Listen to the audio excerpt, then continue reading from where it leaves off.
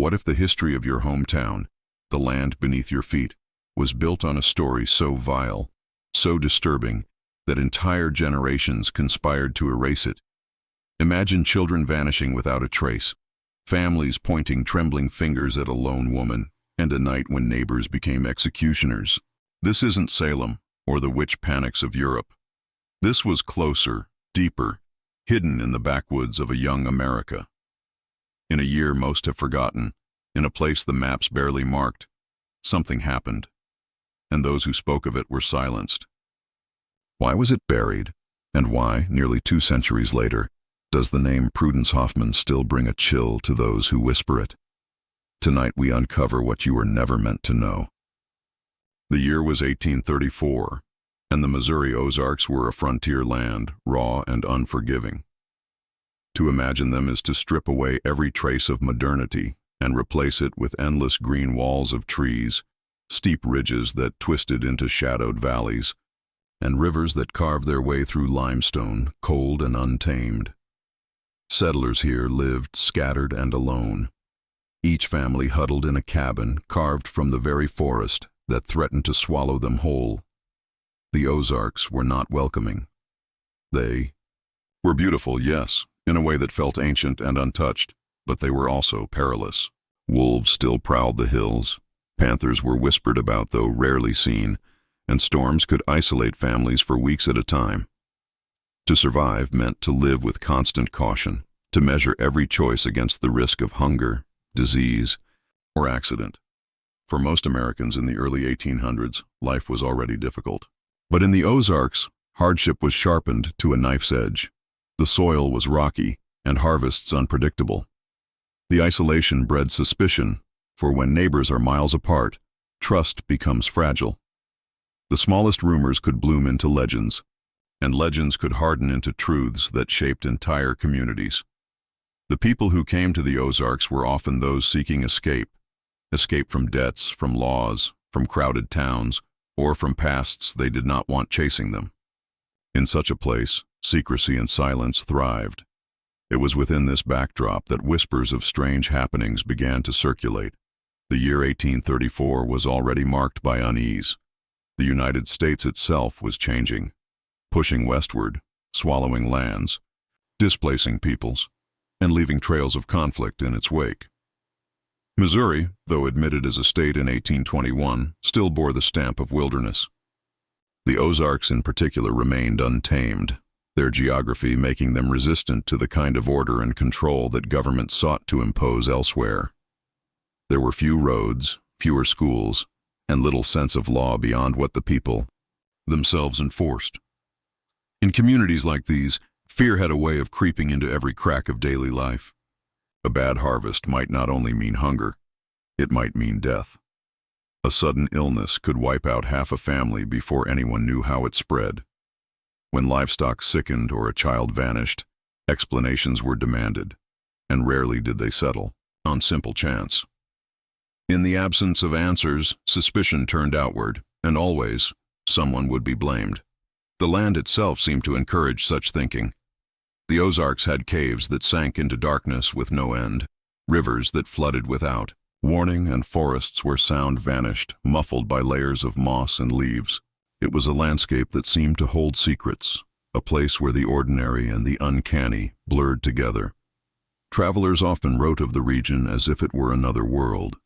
A few diaries from those passing through in the early 19th century describe an atmosphere heavy with strangeness. One wrote that the woods swallow the sun and bend the air with silence. Another noted that the people were wary, watching one another with eyes that confess more fear than friendliness. In such an environment, stories of witches, curses, and dark deeds thrived. Religion was a binding force, yet even the church struggled to suppress the folk beliefs that settlers carried with them, superstitions from Europe, whispers from Appalachia, tales that stretched back generations. By 1834, the small settlements scattered through the Missouri Ozarks were connected less by law than by word of mouth. And word of mouth is where fear first found its roots. It was said that strange lights flickered in the trees some nights, too steady to be fireflies, too pale to be campfires. It was said that livestock sometimes wandered too far into the hollows and returned thin, sickly, or not at all. A farmer once claimed to hear voices in the night coming from the woods, though when he followed them he found only silence and the heavy press of fog. The people of the Ozarks lived close to death, and in living so close they developed stories to explain the unexplainable. When a child vanished, it could be attributed to wolves or to getting lost in the dense undergrowth. But if no tracks were found, if no body turned up, the mind reached for darker explanations. It was easier to believe that some hidden hand had taken them, because chance, after all, was too cruel. The year 1834 was remembered by many as a year of unease, though few could put their finger on why.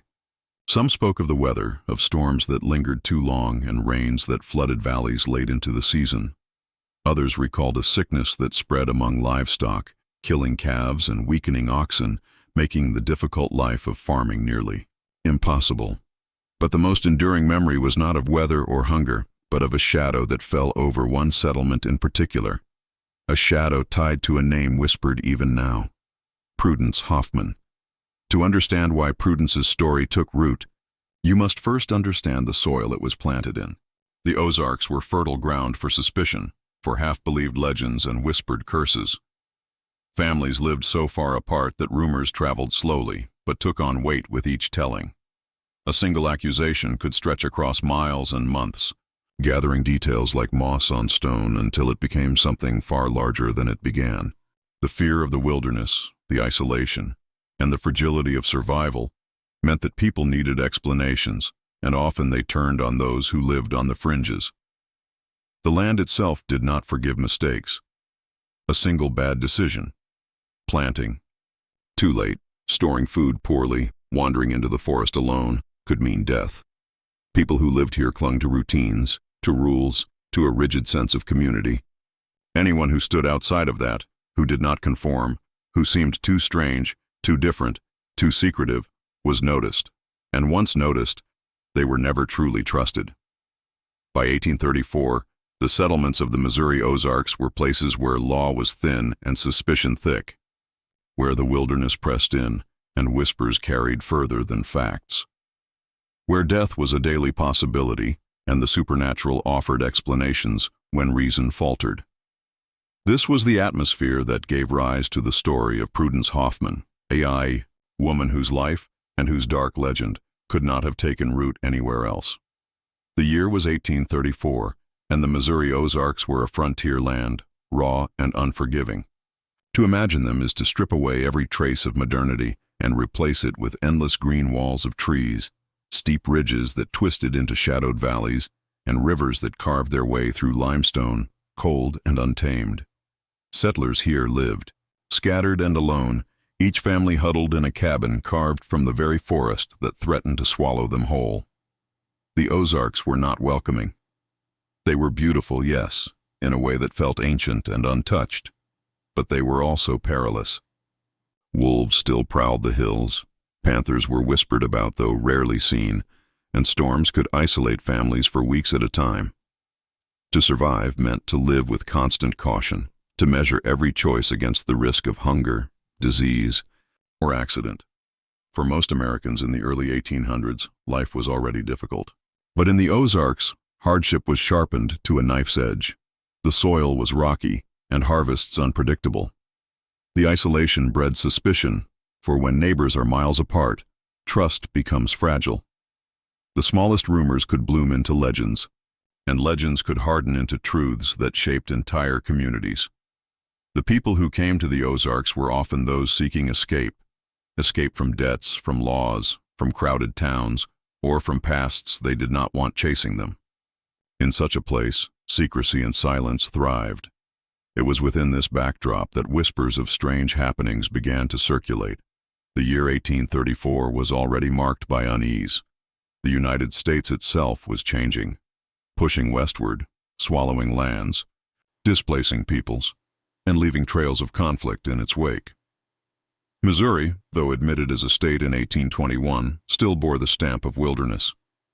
The Ozarks in particular remained untamed, their geography making them resistant to the kind of order and control that government sought to impose elsewhere. There were few roads, fewer schools, and little sense of law beyond what the people themselves enforced. In communities like these, fear had a way of creeping into every crack of daily life. A bad harvest might not only mean hunger, it might mean death. A sudden illness could wipe out half a family before anyone knew how it spread. When livestock sickened or a child vanished, explanations were demanded, and rarely did they settle on simple chance. In the absence of answers, suspicion turned outward, and always, someone would be blamed. The land itself seemed to encourage such thinking. The Ozarks had caves that sank into darkness with no end, rivers that flooded without warning, and forests where sound vanished, muffled by layers of moss and leaves. It was a landscape that seemed to hold secrets, a place where the ordinary and the uncanny blurred together. Travelers often wrote of the region as if it were another world. A few diaries from those passing through in the early 19th century describe an atmosphere heavy with strangeness. One wrote that the woods swallow the sun and bend the air with silence. Another noted that the people were wary, watching one another with eyes that confess more fear than friendliness. In such an environment, stories of witches, curses, and dark deeds thrived. Religion was a binding force, yet even the church struggled to suppress the folk beliefs that settlers carried with them. Superstitions from Europe, whispers from Appalachia, tales that stretched back generations. By 1834, the small settlements scattered through the Missouri Ozarks were connected, less by law than by word of mouth. Prudence Hoffman lived on the margins, both in the literal and social sense. Her cabin sat where the woods thickened and the dirt path narrowed into little more than a deer trail, just beyond the reach of the settlement's clustered homes and fields. For many, this distance was more than physical. It marked her as someone apart, someone not quite bound by the same invisible rules that kept the community tethered together. She had not always been a figure of fear, but by 1834, her name carried the weight of unease. She was a widow, and in a frontier society where survival depended on family and community bonds, widowhood carried suspicion. Her husband, Elias Hoffman, had been a farmer, though not a successful one. Neighbors remembered him as hard-working but increasingly frail.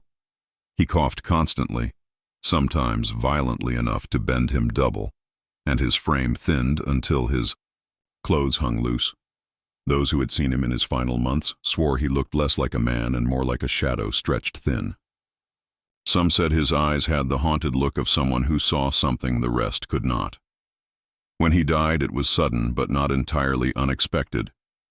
What unsettled people was the manner of his burial. Prudence did not summon the preacher. She did not call for neighbors to help dig the grave. Instead, she buried him herself, with her own hands, on her land, and left no marker. This act, whether born of grief, stubborn independence, or something darker, set tongues wagging. To bury without witness was to deny the community its role. In death, and in doing so, she drew the first line of separation between herself and the others. Her appearance only fueled speculation. By her 40s, Prudence's hair had streaked gray, but her face still carried a certain sharpness, a stern beauty that seemed to resist the wear of frontier life. Her eyes, people said, were pale and unsettling, too light to look at for long. She rarely smiled, and when she did, it was said to carry no warmth. Children described her as tall and thin, with movements that were precise, almost deliberate, as though each step and gesture were calculated. She spoke little, but when she did, her words lingered. Some recalled that she knew things she should not have known. A woman whose child had taken ill swore that Prudence spoke of the fever 2 days before it appeared. A farmer claimed that after arguing with her over a boundary fence, his cow went dry the very next morning. Whether coincidence or rumor, these stories began to take on the shape of evidence. Her habits deepened the sense of mystery. Prudence was seen gathering plants in the woods, not just the common herbs used by women of the settlement, but things others would not touch. Fungi that grew on rotting logs, twisted roots from marshy ground, flowers that bloomed at night. She hung bundles of dried plants in her cabin, and some swore they saw bones tied with twine above her doorway. She was known to keep to herself during the day, but at night, flickers of light were sometimes spotted through her cabin window, too bright and steady for a simple fire. The children were both afraid of her and fascinated. Curiosity, after all, is strongest in those told to stay away. They dared each other to approach her land, to creep close enough to see if the stories were true. Some returned saying they heard chanting. Others insisted they saw shapes moving in the shadows that could not have been hers alone. Parents warned their children sternly, but the warnings only made the stories grow. Prudence became a figure, whispered about at night, a name used to frighten little ones into obedience. Don't wander after dark, or Prudence Hoffman will take you. Yet not all remembered her in fear. A few women admitted quietly that she seemed to know remedies others did not. A poultice she made for burns worked better than anything the preacher's wife could provide. A tea she brewed eased stomach cramps that nothing else touched. These women visited her in secret, and though they spoke little of it afterward, their silence was telling. Prudence's knowledge was useful, but it came at the cost of reputation. To accept her help was to brush against the edges of something the community preferred to keep at arm's length. The children's disappearances only magnified what had been brewing. When Matthew Turner vanished, the town searched for signs of wolves or an accident in the woods, but none were found.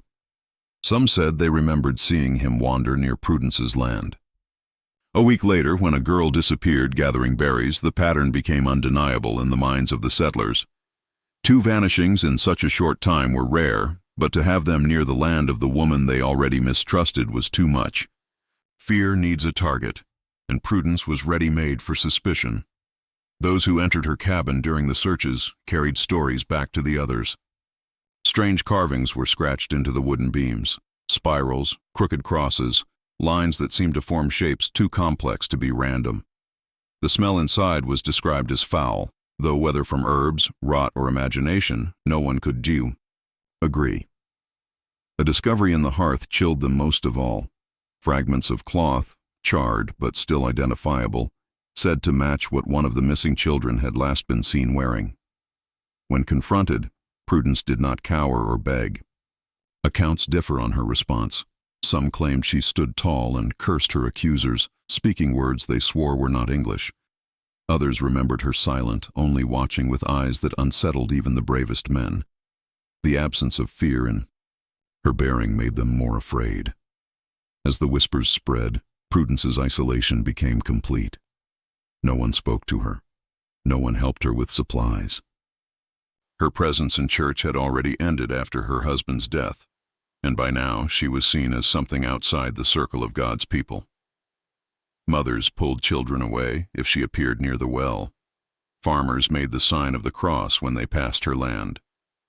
Her cabin became not just a dwelling but a symbol, a boundary between the settlement's fragile order and the unknown beyond. The strange part was that Prudence did not flee. She remained in her cabin, continued her routines, and lived as though she were untouched by the growing hatred around her. Some believed this defiance proved her guilt, that no innocent woman would stay among people who hated her so openly. Others thought it meant she was fearless, bound by powers no ordinary person could understand. Her stillness in the face of hostility only deepened the mystery. What was known of her past was little. She had come from the east with Elias years earlier, though no one agreed on exactly when. Some said she had been born in Pennsylvania. Others whispered she was from further north, perhaps even of German stock, carrying with her the old country's strange traditions. The lack of clear origin left her open to endless speculation. In a world where most families could trace their neighbors' roots and kin, Prudence remained a puzzle piece that didn't fit. By 1834, Prudence Hoffman was no longer just a woman. In the Ozarks, she was an embodiment of every fear that frontier life could not explain. Her widowhood, her burial of Elias, her strange collections of plants, her knowledge of remedies, her cold gaze, all of it layered together until she became a figure of both fascination and dread. To some she was a healer, to others a witch. To all, she was different.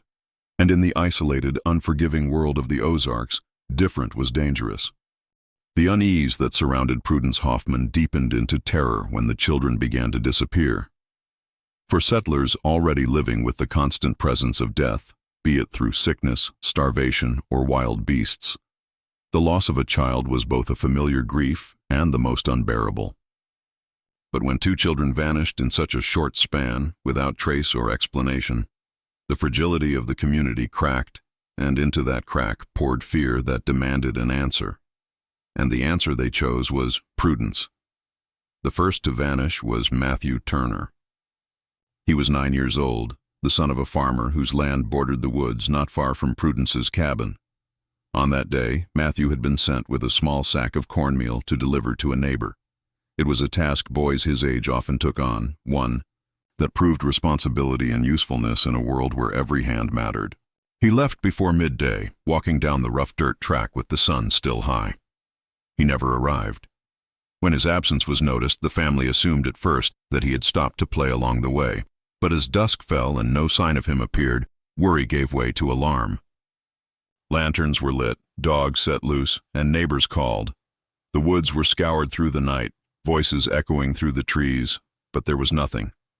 No shoe prints beyond the road, no torn cloth caught on thorns, no sign of struggle. It was as though he had been swallowed whole. At first, suspicion leaned toward natural dangers. Wolves were known in the hills, though they were rare.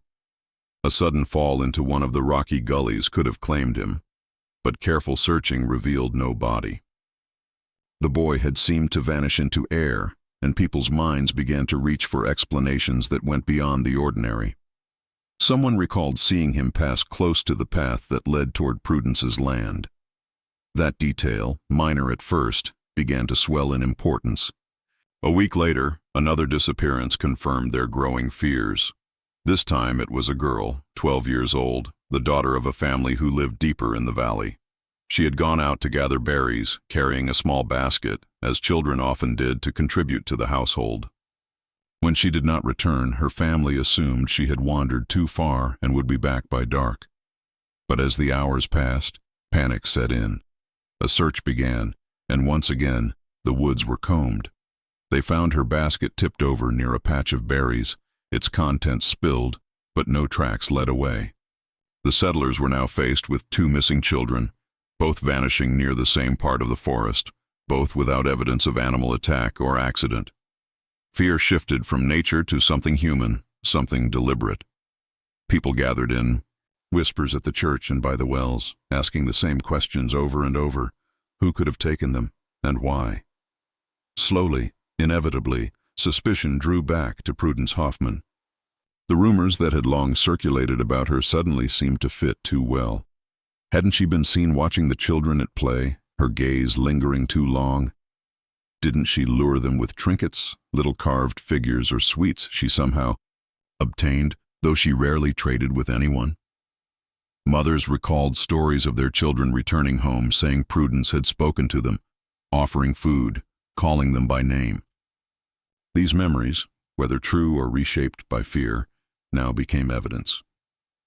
The image of Prudence as a recluse with strange habits was one thing, but the suggestion that she was targeting children was something the settlement could not abide.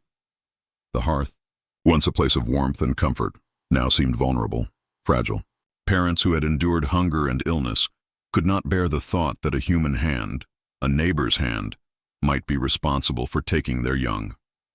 Search parties widened their circles, scouring not just the woods, but Prudence's land. Her cabin became a place of grim fascination. Inside they found what they later described as proof of her guilt. The strange symbols carved into the beams, the bundles of herbs that looked less like medicine and more like spellcraft, the bones strung with twine. Most damning of all were the scraps of fabric in the ashes of her hearth, one piece recognized by the mother of the missing girl. The cloth was charred, blackened, but the color faintly visible. It matched the girl's dress. Prudence did not confess. She did not even flinch, according to those who confronted her. Some swore she smiled faintly as they accused her, as though their anger confirmed something she already knew. Others said she muttered words under her breath, prayers or curses, no one could be sure. Her calmness only deepened the fury of the settlement. An innocent woman, they said, would have protested, would have wept, would have begged for help in finding the missing children. Prudence did none of these. The children's disappearances became the pivot point. Before them, Prudence had been a strange widow, a figure of suspicion. After them, she became a threat. Mothers held their children closer when her name was spoken. Fathers spoke of the need to act before more were taken. Even those who had once sought her remedies now turned silent, afraid that their past dealings with her might mark them as accomplices. Every retelling of the children's fate grew darker. Some whispered that Prudence used the children for rituals, that she sacrificed them to keep herself young or to summon powers from the woods. Others said she baked them into bread or boiled their bones into broth. These tales, as gruesome as they were unlikely, spread quickly, fueled by the raw terror of parents desperate for an explanation. Fear warped into imagination, and imagination hardened into belief.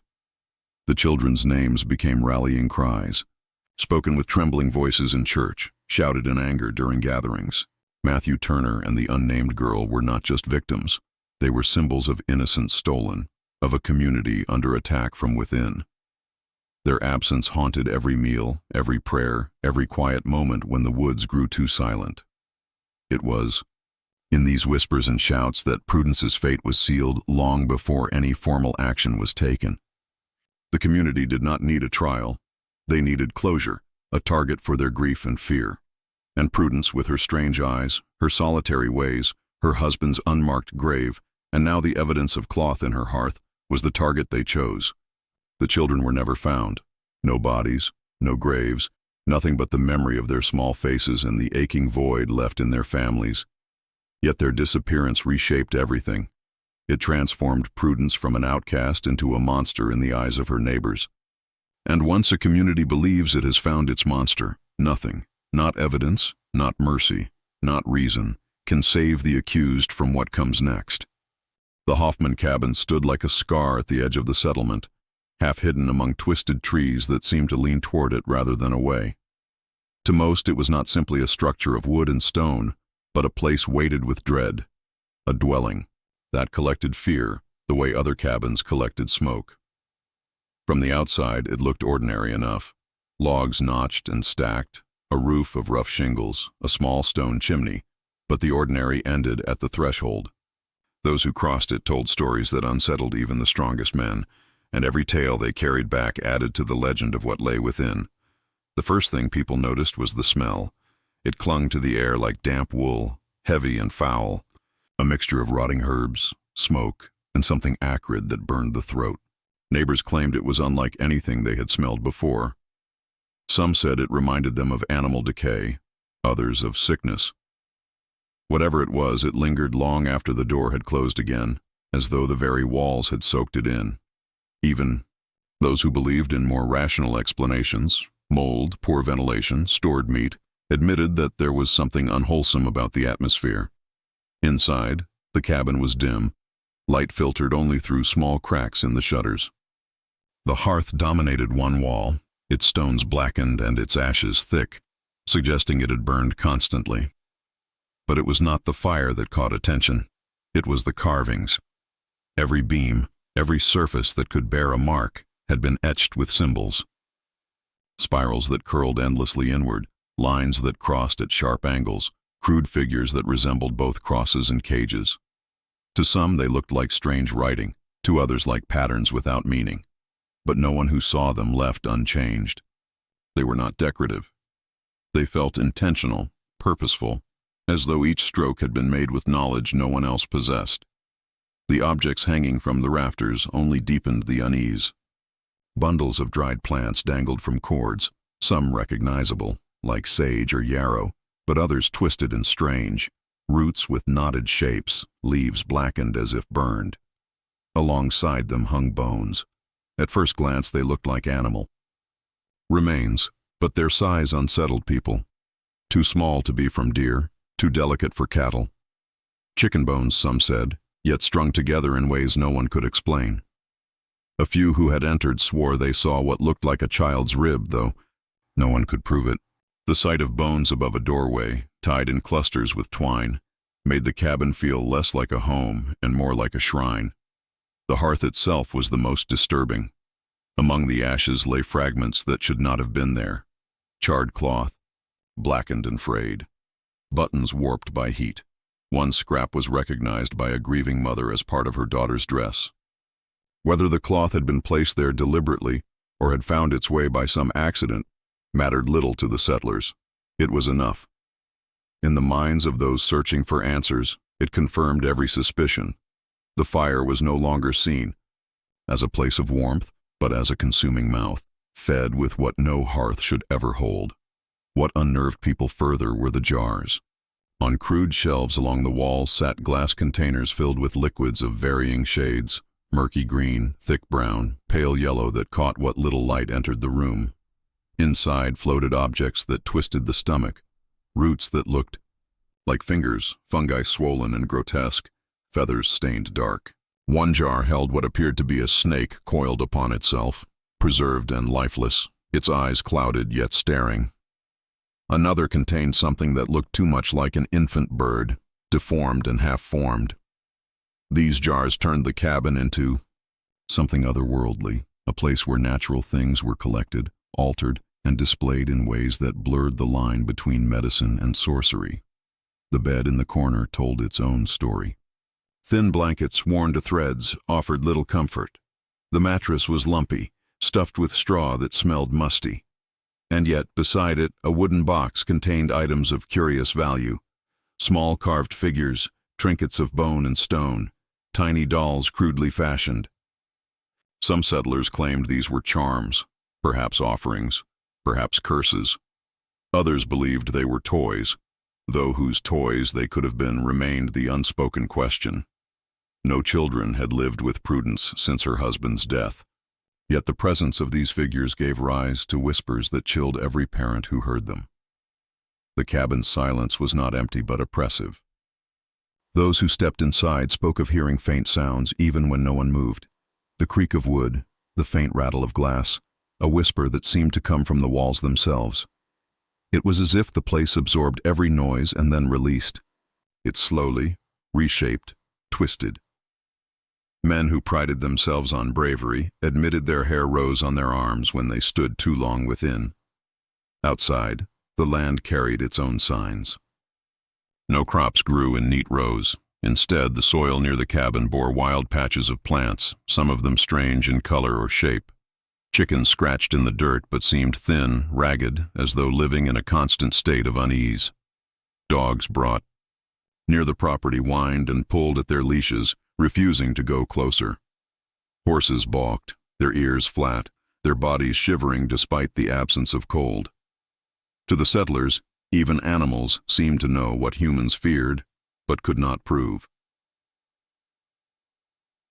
The more the community spoke of the Hoffman cabin, the more its image shifted from a simple home to a place of dread.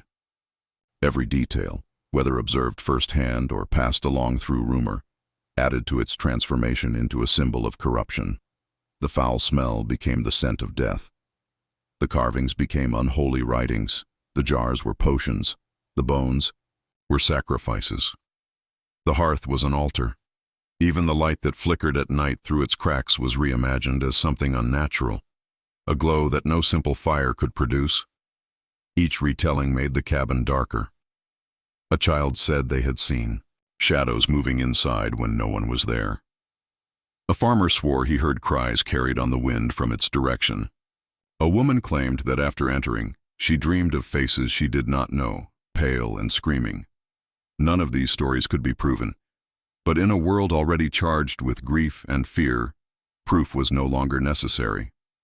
The cabin itself had become proof. For the settlement, the Hoffman cabin represented more than a home. It was the boundary where the safety of their fragile community ended and something unnameable began. To step inside was to feel cut off from the world they knew, plunged into a place where the ordinary rules of life no longer applied. It was not just Prudence they feared, but the space she inhabited, the walls that seemed to breathe her secrets, the hearth that seemed to swallow innocence whole. And in their minds, as long as that cabin stood, their children, their faith, and their very survival would remain under threat. When Prudence Hoffman's name began to circulate in hushed tones across the Ozark frontier, It wasn't because she was known for kindness, or for her beauty, or for her ability to withstand the grueling demands of backwoods life. It was because of the whispers. Whispers of what she had done behind closed doors, of what neighbors had seen or thought they had seen in her cabin, and of the unsettling string of disappearances that seemed to follow her shadow. By the time her story began to crystallize, the line between gossip and fact had already blurred, and yet, when pieced together, the fragments suggested something far darker than simple rumor. At the heart of this case was an unsettling mystery. The truth about Prudence Hoffman's crimes and why so many in the Missouri Ozarks believed she had stepped beyond the bounds of humanity. The Hoffman homestead was, by most accounts, a bleak place. Built from rough-hewn logs and perched at the edge of dense brooding woods, it seemed to absorb the cold rather than resist it. The roof sagged under the weight of long winters, and its windows remained perpetually smeared with soot and grime. Prudence had moved into that cabin with her husband, Samuel, a man remembered less for his warmth than for his volatile temper. Yet as years passed, Samuel's presence faded, first from social gatherings, then from sight altogether, until no one could say exactly when they had last seen him alive. Prudence's explanation was vague. Samuel had gone hunting, or perhaps trading, or had simply left her. It shifted depending on who asked, and those answers sowed the seeds of doubt. Neighbors claimed that Prudence continued to burn her hearth long into the night, the chimney belching smoke even when no meals were being cooked. Some swore they saw her in the woods after midnight, dragging something heavy across the ground, her lantern flickering like a ghost light among the trees. One boy recalled sneaking close enough to her cabin to peek inside a window, only to see Prudence hunched over a table, her hands slick with something dark, her eyes darting toward the glass as though she sensed him. He never returned to that window. What deepened the mystery further were the unexplained disappearances that seemed to orbit her property. A trapper passing through town vanished after reportedly seeking lodging near her homestead. A young girl, sent on an errand to deliver eggs, never returned. Each case was explained away by the rugged dangers of the frontier. Wild animals, outlaws, or the sheer misfortune of vanishing into untamed wilderness. Yet the overlapping circle always seemed to point back to the Hoffman's land and to Prudence herself. The central question, what had happened to those people, fueled fear that spread like wildfire. Some speculated that Prudence had poisoned her husband, perhaps others too, using herbs and tinctures she was rumored to prepare in strange brews. There was talk of bones unearthed on the edges of her property, though no official search was ever documented.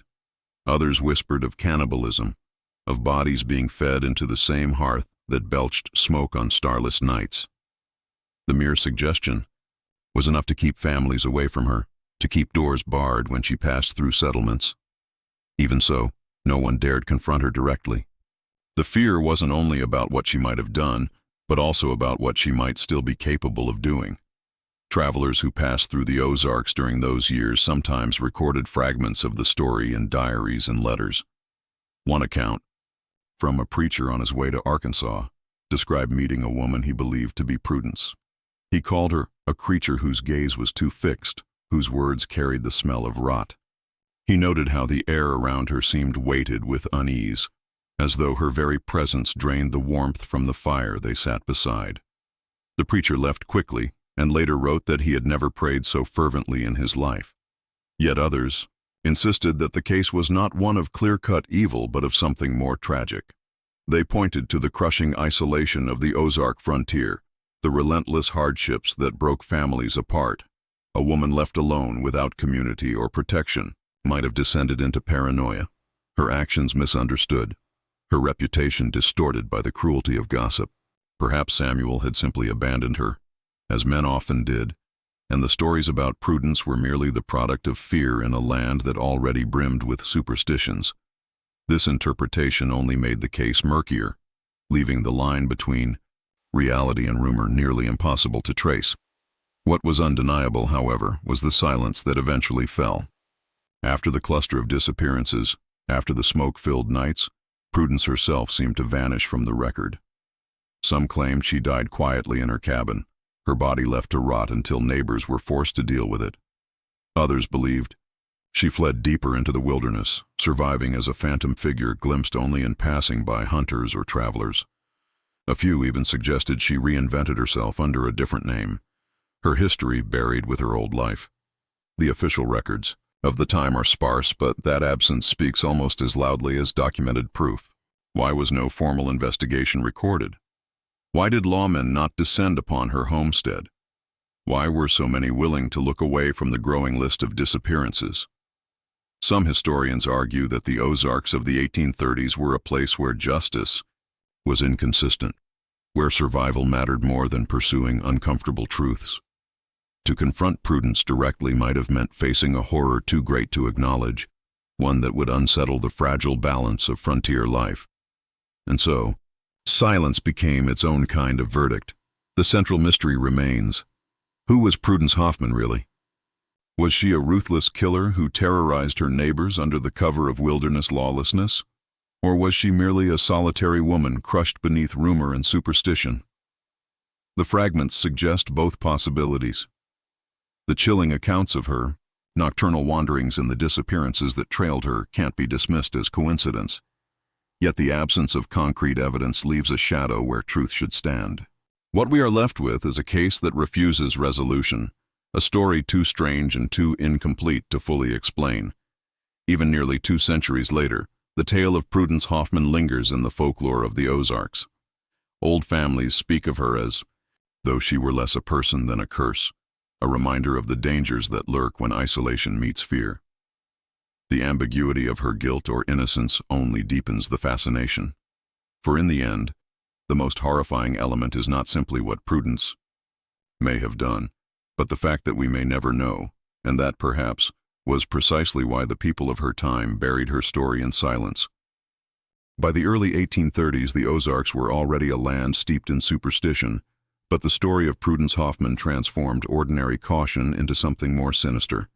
Neighbors, trappers, and travelers alike began to speak of her not simply as a widow or an outcast, but as a figure cursed, someone whose presence bent the natural order. Folklore clung to her name like smoke to damp wood, spreading further with every retelling until Prudence became less a woman and more a specter woven into the land itself. The fear was not just of what she might have done, but of what she represented, the unknown, the inexplicable, and the possibility that evil could take root in a person and grow unchecked in the shadows of the wilderness. Stories varied, but each seemed to carry the same kernel of dread. Some said that when Prudence appeared on a wooded path, birds stopped singing and the forest fell eerily silent. Hunters spoke of seeing her standing motionless in the distance, her figure half hidden in the trees, only for her to vanish when they looked again. Parents warned children not to wander near her cabin, claiming that the soil around it never froze in winter, as though something beneath the earth gave off a strange heat. These were not facts, not evidence, but they became truths of another kind, truths born from fear, passed from mouth to mouth until no one could remember where the tale began. The folklore began to blend with religious imagery, as preachers framed Prudence as a living reminder of sin's corruption. Some sermons likened her to Jezebel, the cursed queen whose very name became synonymous with ruin. Others whispered that she bore the mark of witchcraft, pointing to the unexplained illnesses that sometimes struck livestock or children near her property. The line between superstition and survival blurred in such a harsh land. To accuse a woman of witchery was not just a moral judgment, but a way of explaining the unexplainable, of giving shape to the chaos that often defined frontier life. The Ozarks, with their labyrinthine hollows and dense forests, were fertile ground for such stories. Isolated cabins sat miles apart, connected by narrow trails that disappeared into darkness with the setting sun. In this landscape, Prudence's name became a kind of warning sign, invoked like a curse to ward off reckless behavior. A child refusing to come indoors at dusk might be told, "Stay out here and Prudence will find you." Men swapping tales around a fire might mention her in the same breath as ghost lights, skinwalkers, and spirits of the drowned. Slowly, her story slipped into the category of legend, one that was passed down not just as gossip, but as a cultural marker of danger and the uncanny. But the darker undercurrent of these tales was silence. The silence of those who may have known more but chose not to speak. When bones were rumored to have been found near her homestead, the discovery was never formally recorded. When travelers vanished, their absence was chalked up to the dangers of wilderness rather than investigated as possible crimes. The folklore of Prudence Hoffman was not only about who she was, but about what people were unwilling to confront directly. In making her into a figure of legend, the community could keep their distance from the uglier possibility that they had turned their backs while real horrors unfolded in their midst. Generations later, descendants of those who lived near the Hoffman homestead still carried fragments of the story. Some described her as a cautionary tale about isolation, that a woman left alone could unravel and become something monstrous. Others told it as a ghost story, claiming that on moonless nights a light still flickered in the hollow where her cabin once stood, a lantern swaying as though Prudence still walked the woods. In both cases, the story worked less as history and more as a vessel for fear, a way to make sense of the anxieties inherited from a time when survival was fragile and death was always near. The folklore also revealed how communities used storytelling as both shield and weapon. By branding Prudence as cursed, they defined her as an outsider, someone who did not belong. It excused their failure to intervene, their refusal to search too closely into the disappearances tied to her name. She became the embodiment of evil, and by casting her into that role, they protected themselves from having to ask whether the true horror lay not just in her actions, but in their complicity. Legends, after all, are not only about those who are remembered, but about those who do the remembering. This transformation of Prudence from flesh and blood woman into folkloric figure echoes other cases in American frontier history. In regions where law was thin and communities small, it was often easier to create monsters than to confront human failings. Just as other towns told tales of witches, wandering spirits, or vengeful widows, the Ozarks found in Prudence Hoffman a convenient vessel for their fears. The fact that her story endured while so much else from that era faded into obscurity is telling. It suggests that the unease she generated struck a deeper chord than simple rumor could explain, and yet, buried within the folklore, small glimmers of humanity still appear. Some claimed that Prudence had once been a victim herself, beaten and abandoned by Samuel Hoffman before he disappeared. Others said they heard her weeping alone at night, her cries carried through the woods, a sound too raw and too pained to belong to a soulless monster. These contradictions made her story all the more potent, for legends thrive not on certainty but on ambiguity. Was she a predator or prey, a killer or a casualty of circumstance? The folklore never resolved these questions, and perhaps that is why the story persists. What remains undeniable is the way her name still evokes unease. Even today, fragments of the tale are told in the Ozarks as though they contain a warning about the dangers of unchecked isolation, about the darkness that can grow in silence. Whether Prudence Hoffman was truly guilty of the crimes attributed to her may never be known. What can be known is how her community shaped her memory into something larger than life, how the folklore of her existence became a mirror reflecting their fears, their failures, and their desperate need to make sense of the inexplicable. By the time the final whispers of Prudence Hoffman's story drifted into silence, what remained was not a clear account of her life or her crimes, but a void where certainty should have been. That void itself became part of the legend, shaping how future generations interpreted her story. Unlike other frontier tragedies that ended with trials, gallows, or written confessions, Prudence's tale simply dissolved into absence, records lost, bodies unaccounted for, her own fate uncertain. The silence was more than the absence of evidence. It was the weight of a community choosing to look away, of lawmen refusing to act, of neighbors who perhaps knew more than they ever admitted. And within that silence lay the most chilling truth of all. What was left unspoken might tell us more than what was ever said. The silence allowed the story to fracture into multiple versions, each adapted to the fears of those who told it. For some, Prudence was a witch, a woman whose dealings with strange brews and nocturnal wanderings placed her outside the realm of natural explanation. For others, She was a murderer. Her cabin a slaughterhouse where family and strangers alike met their end. And yet another version presented her as a victim of abandonment and suspicion. A lonely woman demonized by her community until rumor itself destroyed her. Without hard proof, each version could exist side by side, feeding the ambiguity that made her story endure. In many ways, the silence surrounding Prudence's life and alleged crimes reflects the broader silence of the Ozark frontier itself. This was not a land that produced detailed records, nor one where the law reached with consistent authority.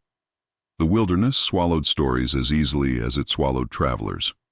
A missing man or child might simply vanish into the trees, their fate indistinguishable from countless others who disappeared in the same unforgiving terrain.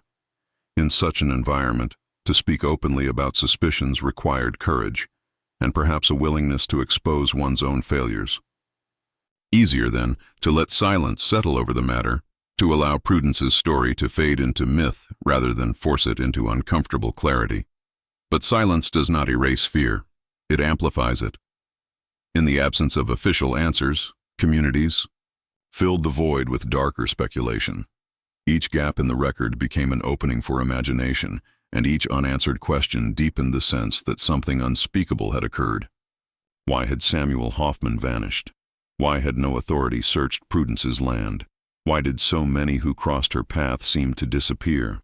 Silence turned these questions into riddles, riddles that could never be solved, but could always be retold. The more they were retold, the more powerful they became. It is tempting to see Prudence's story as singular, but her case was not isolated. Across early American frontiers, women who lived outside traditional roles often attracted suspicion. Widows, healers, and those who resisted remarriage were vulnerable to whispers of witchcraft or malice. What sets Prudence apart is how fully her community embraced silence in place of resolution. Where other accused women were dragged into courts or driven from towns, Prudence remained in her cabin, enveloped in rumor but never formally confronted. This makes her story uniquely unsettling. It suggests a community complicit in choosing ambiguity over truth, as though some knowledge was too dangerous to pursue. The silence also preserved a paradox. On one hand, it protected Prudence, shielding her from prosecution or violent retribution. On the other, it condemned her to a legacy of infamy, a name synonymous with dread for generations. Had there been a trial, evidence might have absolved or convicted her, giving closure to her story. Instead, she was suspended in a kind of historical purgatory, neither entirely real nor entirely legend, her identity fractured by the stories told about her. That lack of resolution became the very thing that ensured she would not be forgotten. There is also a deeper psychological layer to this silence. Communities under duress, isolated, threatened by wilderness, fearful of outsiders, often cling to myths that externalize their anxieties.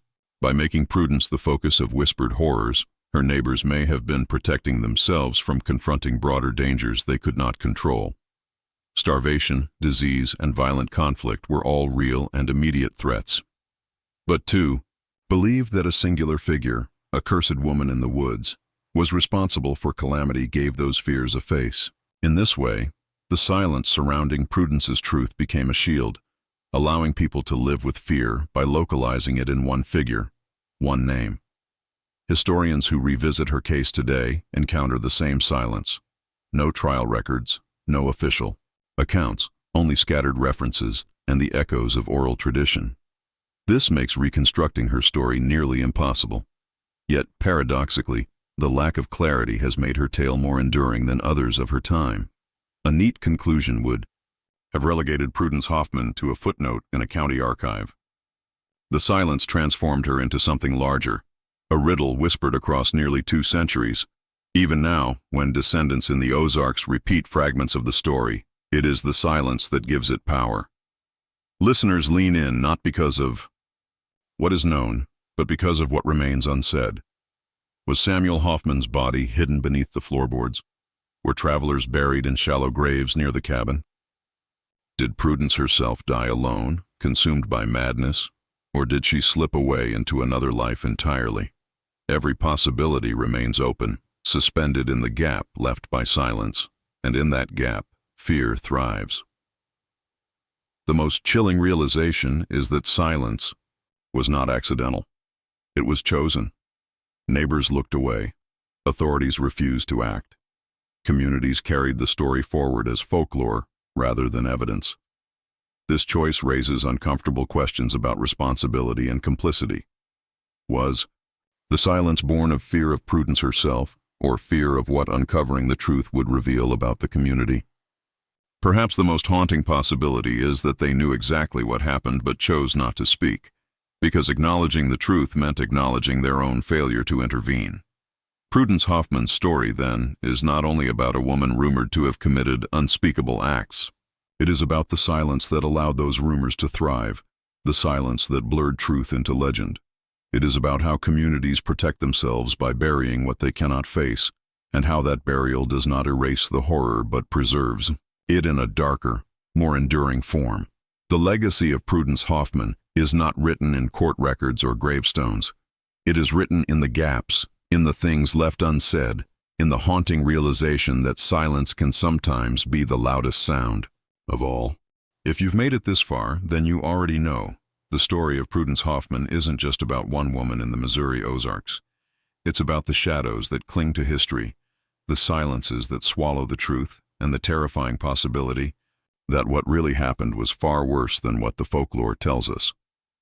But here's the thing. Stories like this, dark, unsettling, half-buried by time, are everywhere.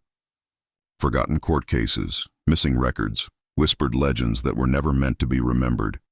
Each one carries a secret that forces us to question not just the past, but the way people choose to hide it. And on this channel, we bring those secrets back into the light. If this story kept you on edge, if it made you ask questions you've never asked before, then don't let this be the last time.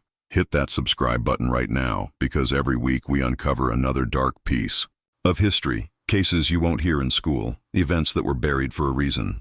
I want to hear from you too. Do you think Prudence Hoffman was truly guilty of terrible crimes, or was she the victim of fear and superstition? Drop your thoughts in the comments. I read every single one.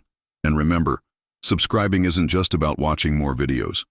It's about joining a community of people who refuse to look away, who dare to stare into the past and ask the questions no one else will. The next story may be even darker, and you don't want to miss it.